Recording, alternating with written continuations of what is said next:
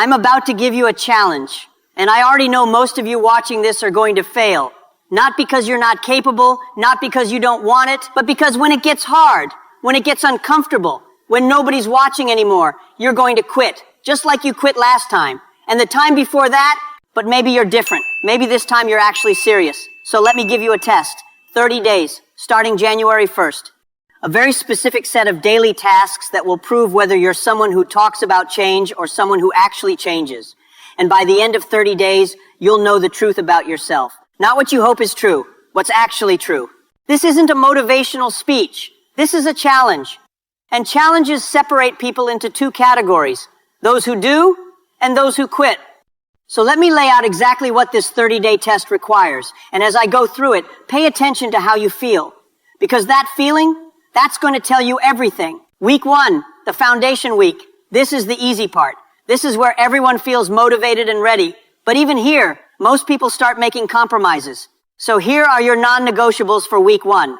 Task 1, wake up at the same time every single day. I don't care what time, 5 a.m., 7 a.m., whatever. But the same time every day, including weekends. No snooze button. No, just 5 more minutes. Alarm goes off, you get up immediately. Why does this matter? Because discipline starts the moment you wake up. If you can't control your wake-up time, you're not controlling your day. Your day is controlling you. And people who let their day control them don't win.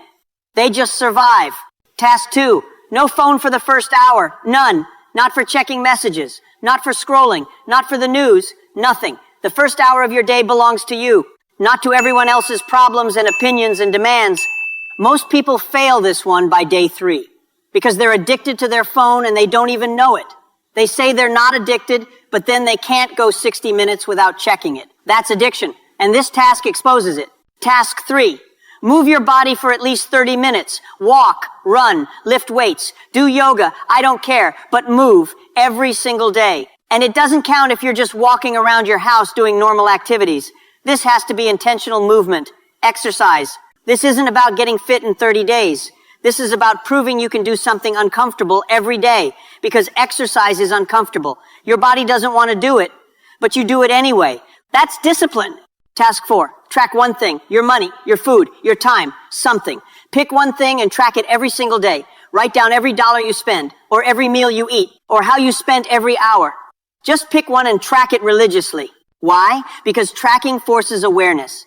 And most people fail because they're not aware. They don't know where their money goes. They don't know what they're eating. They don't know how they're spending their time. Tracking fixes that. And tracking is annoying, which is why most people won't do it. 4 tasks. Week 1. If you can't do these 4 things for 7 days, you're not ready for week 2. And that's okay. At least you'll know the truth. Week 2. The intensity week. This is where it starts getting real. Week 1 was about building the foundation. Week 2 is about adding discomfort on purpose. You keep all 4 tasks from week 1. But now you add 2 more.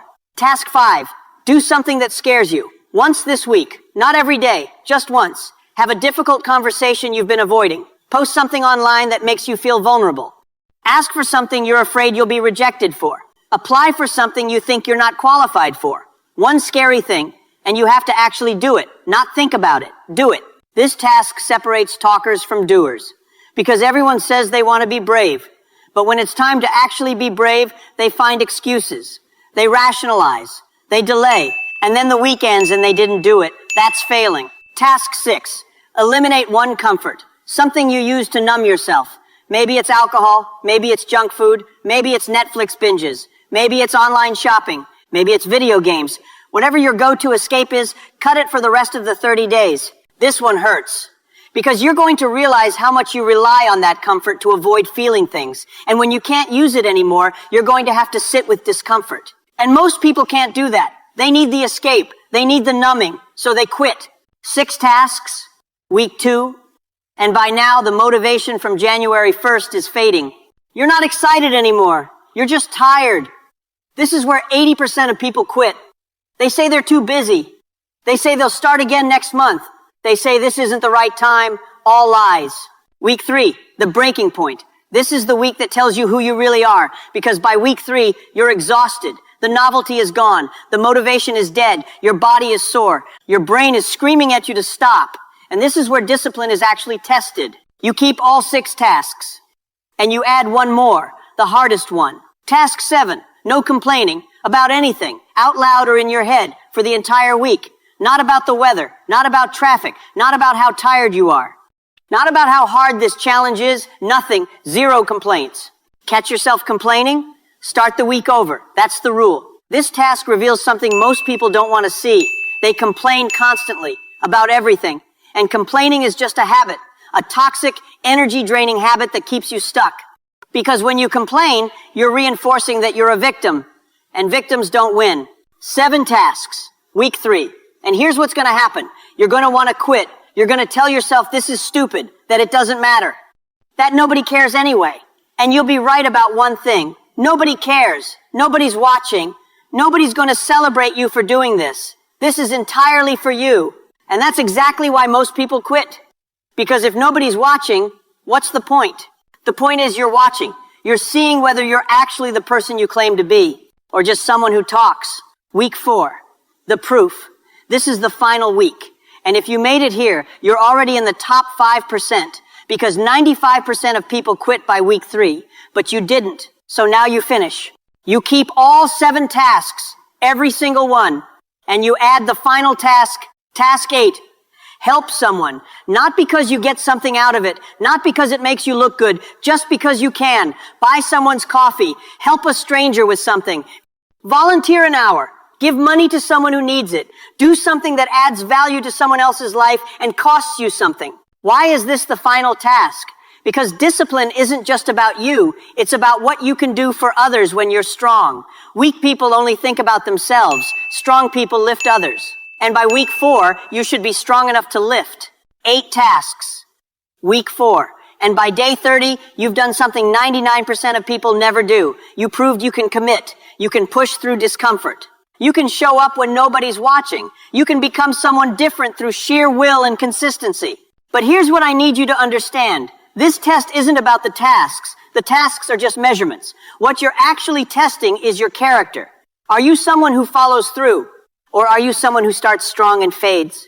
Most people fade. They start every year with big plans, big energy, big declarations. And by February, they're back to exactly who they were. Same habits, same excuses, same life, because they never developed the one thing that matters, discipline. Discipline isn't a personality trait. It's not something you're born with. It's something you build, like a muscle. And this 30-day test is how you build it, rep by rep. Day by day, task by task. So here's what's going to happen if you actually do this.